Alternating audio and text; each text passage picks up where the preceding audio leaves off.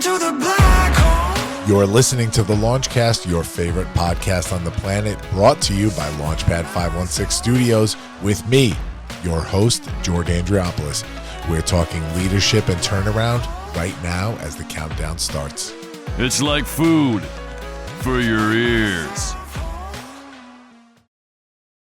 At this time, I'm going to ask that you fasten your seatbelts. Launch sequence. Launch sequence activated. Launch sequence activated. 5, 4, 3, 2, 1. Woo!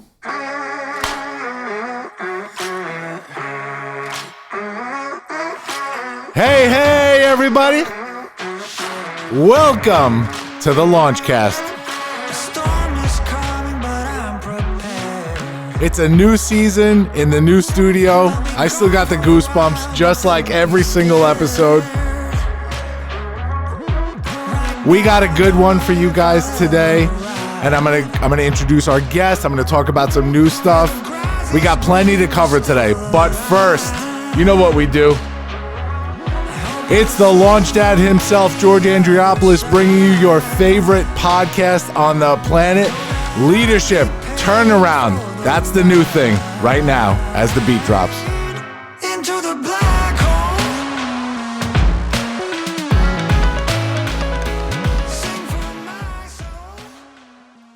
One take. I still got it. What's happening, everybody? So happy to be here again. It's your boy, George Andriopoulos, coming at you with another episode of the Launchcast, another season of the Launchcast. We just did some more filming here in the studio.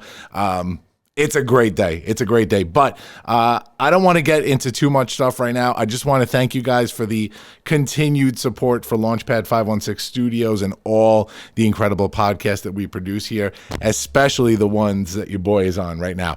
But we're going to get into our guest today. We're going to make this episode a little bit of a quicker episode. We got a lot of stuff to cover, so I want to dive right in. My guest today, the man himself, Rob Esposito, founder of, is it the founder? The founder, the owner, owner, all the things of Relocators. I met Rob through Speak. We formed a friendship. We have a lot of stuff going on together. The bio is going to be in the show notes. All the links are going to be in the show notes. I don't want to get through all that. I just want to introduce him and get started. Rob, what's happening, brother? Nothing. Happy to be here. Feels great being here. Yeah, awesome. Thank you, man. So I'm going to dive right in here. This podcast is based on leadership. It's based on turnaround stories.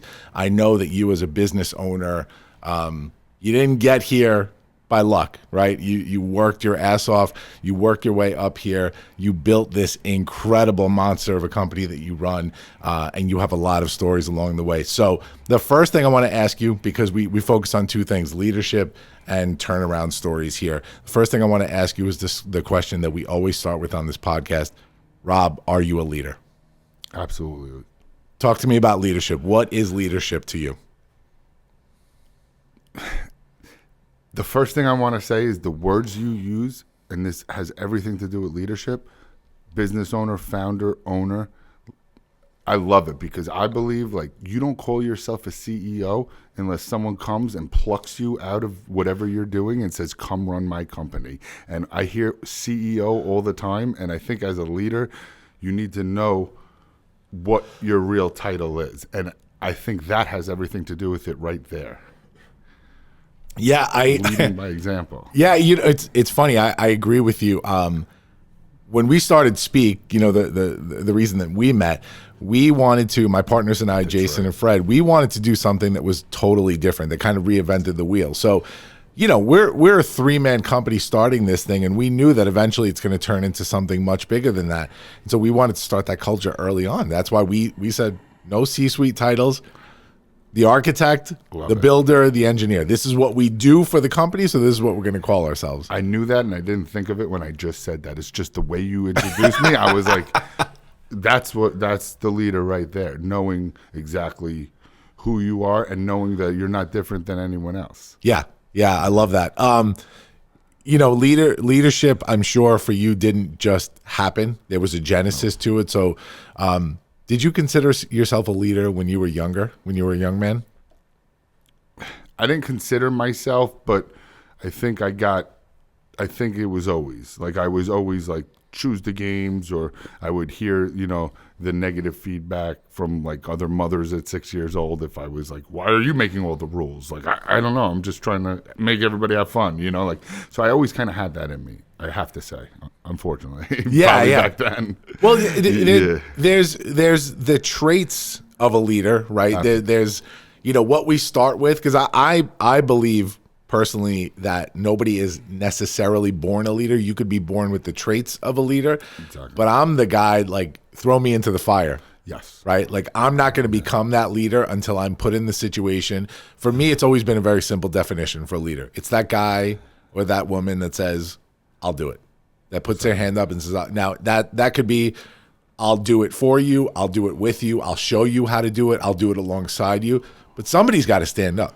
Or to your point, have that critical thinking to say, I'm not going to do it, or we shouldn't do it. Right. Like that's what the leader is. They're independently thinking, I think, is the best way to say it. Because what I just described as a kid, it's like bossy. You're like, oh, you're bossy. You're the big cheese. You're acting like this because you don't know. But you have that like, well, I think my idea is better, or we should do this. We'll have more fun. Yeah.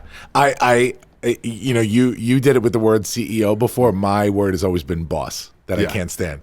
It's like, and I used to love it the first half of my career when I was a total asshole, right? Because I thought being the boss was the main thing, right? You got, I'm in charge, I got the power, or whatever. But as I really turned all that shit around and discovered what real leadership is, that's when I really was like, okay, this is how you operate. And in public, people say, this is my boss. And I'm like, dude, we work together. Like, or I'll say we work together, and they're like, oh, we don't work together. I'm like, is that an insult or a compliment? Yeah. People are just used to that culture, man. I was talking to you before. I just, on a voluntary basis, I just took over as commissioner of my local PAL basketball league here, and everybody that is directors under me or whatever, they use the word boss as a joke, and I'm just like, what are we doing here, guys? First of all, nobody's paying me for this, so I'm definitely not your boss. But let's do this together. We'll build it together. But I love that mentality, man. You, like I said before, man, you didn't trip and fall into a company. You made this happen. You were in one position in your life, and you actively made the choice to turn everything around and just start this thing through sheer will and grit. Talk to us about the genesis of Relo and how that all started. Yes. So I always just wanted to know, I wanted to be successful. I always wanted to kind of pave my own path. And, I was doing the thing with the unions where you sleep outside for 2 days and not get the job and all that stuff. And my mother was doing estate sales. She was one of the first companies on Long Island. And I was waiting tables and bartending at Vincent's Clam Bar, and the owners were self-made. They were absolute mentors. Back then, it was just from watching them and mimicking, but I wanted that, and I saw a divide in my mother's industry. I would help her with cleanouts. I would help with moving assisted livings, and I borrowed a couple $1,000s from my dad and a couple I had saved up from waiting tables, and I bought a box truck for $4,000, and I tried to piece in streamline people that had to transition out of homes. My mother's doing the estate sale. I can do the delivery, and I can clean out the house. And now you don't have to call 3 companies. And I saw that there would be an avenue there for success, and I seized it and made many mistakes to get to the right place. That part of it is the part that people don't realize. And look, you have a very successful business. I have a successful business. We do stuff outside of our businesses, which we'll talk about. We have projects. We're both speakers, author, all the things. But damn it, if entrepreneurship isn't like you figure shit out and then it's over and it's figured out for the rest of your life. I know as an entrepreneur, for me, if I don't have a sleepless night at least a third of the nights of the year, I'm not owning a business. Absolutely. So, what was the thing that kind of took it over the top? Because you've told the stories, and we met through Speak, right? You came and did your incredible Speak Talk, which was titled Freedom. Free Will at Speak Freedom. Free Will, my most appreciated gift. Correct. Right, where you kind of told the story of how you founded the company, and we're going to have that link in the show notes, as well as all the other stuff Rob is going on, like his book and everything. But you kind of told the story of like you sort of I don't want to say pseudo started a business. You started the business bootstrapped, right, with just the box truck, and you told stories about how you'd have to gas up before each job because you couldn't afford to fill the tank fully and whatever. So what was the moment where all of that stuff, right, the brick through the window story, everything, when did you sort of get that light bulb where you go, okay, this is how I turn this rough and tumble business into a good operation, a streamlined operation? So there was different levels of that, and I feel like as you progress through business, it's almost like you hit like peaks and valleys where you're good for a few years and things are operating, and then as you grow, things get tight. Now you have like 2 years where you're just a prisoner, and then you reach another level, and that's happened at least 3 or 4 times in my life. But the one that stands out the most is I tried to franchise for 2 years in 2014, 2015. I was flying around the country. I realized that model was not for me, and I should focus on what was working and what could I do. And I took a very big risk, a borrowed risk again, which I am proud to say I was able to pay back within 6 months, and from my father, and I wound up owning my first commercial building, and that gave me like the sediment foundation to really, okay, this is our operation now, and this is what we do. Yeah. When there's a foundation, an actual physical brick and mortar foundation for a business, it changes the game. Absolutely. Totally changes the game. There's an asset now that's part of the business where you go, okay, this is the one constant. Right, we don't have to worry about rent. We own this thing, and we're paying a mortgage maybe, but it's part of our business model now that we grow this thing. So that's super smart, man. Getting to a place like that. So I'm happy for you in the growth of this thing that you had that moment where you were able to sort of cement the foundation, literally, of the company through ownership. And the way it came about, I mean, complete like random and risk, and I mean, what do they say? You said luck before. Luck is the preparation meets point of opportunity. Yeah. And, it happened at that moment, and it worked. And sometimes you're just like, wow, it worked. Like, that worked? Are you kidding me? Yeah, it's funny that I don't know. There's a thing that I've always seen as a business owner. I've talked about it on this show before. It's tough to talk about with some people because they don't get. Because we've had guests here that are, business owners, but there's not a physical business, right? It's a coaching practice. It's whatever, and they could very easily the next day shut it down and go get another job, right? Absolutely. It's not like where we have our buildings and run our thing here.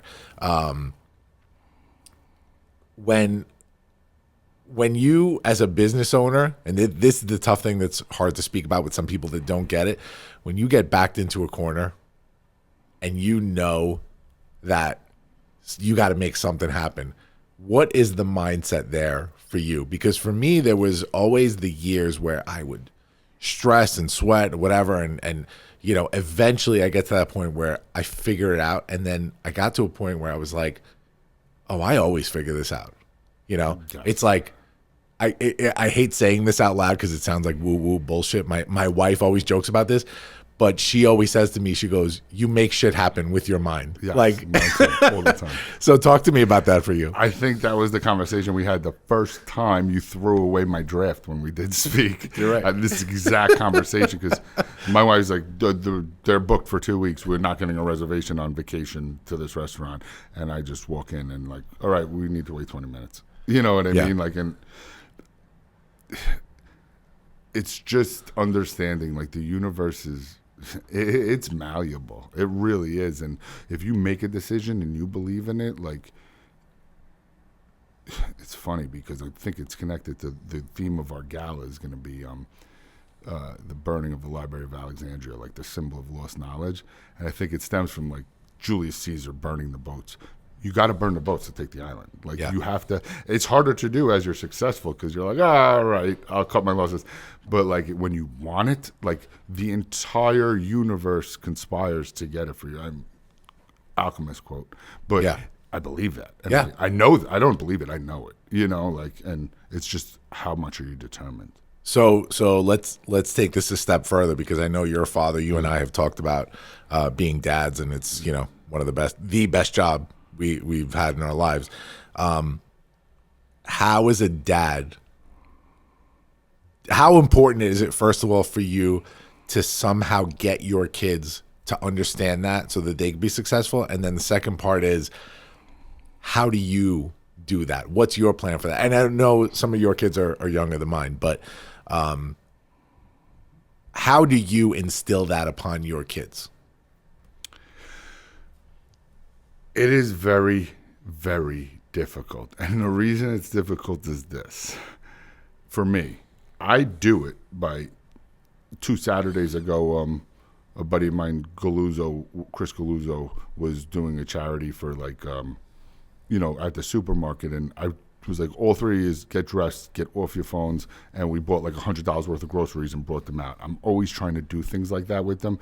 And they're good kids. They're great kids. And they got great hearts. Here's where it's different.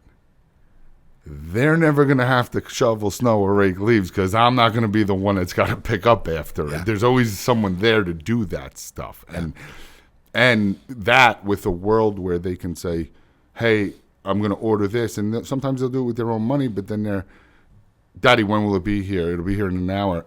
And the problem is they're right. Yeah. You know, like it really will be here by the end of the day. Yeah. And it's like they're living in that world with this blessing. It's hard, instant gratification and, having that. When you don't have it, like you have to rake leaves for side money, to buy candy. Yeah. And you have to do those things. So I got to tell you, I've had that experience personally, and I have 4 kids. 2 of them are too young to worry about this yet, 4 and 2. But my older one, 16 and 14, it's a tough thing. My 16-year-old daughter is one person. My 14-year-old son is another person. I see myself in both of them big time, so I have to operate differently with both of them. My son, I see that spark, Yep. He's going to be a leader, and my daughter too, but he's going to be a leader. I think he's going to be a business person one day. I don't know. I'll let him do whatever he wants to do. But for me, it was like, it was the same thing. Instant gratification. He got everything he wanted. He lives this beautiful life. And you go, no, I can't. He's got to experience some different hardships. And somehow I had him work for me one summer when he was 11 or 12. He worked here in my office as my office assistant. That was his first job. Then the next year he roadied at our speak events. And then last summer he got his first job on his own. He was cleaning shelves at a pharmacy. Funny enough, that was my first career. Cleaning shelves at a pharmacy. Now he's a scorekeeper for basketball. Next summer he wants to work at the beer distributor down the block here. And I love that. Whatever. So I'm seeing it and I go, oh, this was the thing I was worried about with him. Now he's got a work ethic. He loves working. Yes. So I have a stepdaughter that my kids are 8, 9, and 10, and I've been with her since she's 3.5, 4, but even that, like, she didn't have in the beginning, and I see the difference. Like, she's making beads to sell at the beach, and she's making $150. She's 10, Whereas like my son, he's got a great name. His name's Cage. He's got a sister 1 year older, a stepsister 2 year older, 2 nice houses in the same town, and like you leave school and like Range Rover back windows roll down and girls are like, bye, Cage. And I'm like, this kid. But he does have a heart of gold and he is the most helping, caring kid. But I'm like, the work thing's going to be hard for me, And yeah, it's hard. Love that. Love that. All right. I know we don't have too much time left. I want to get into the book. So Rob's company, as he talked about, is in a number of things. After our experience together at Speak, Rob had an opportunity where he started writing a book.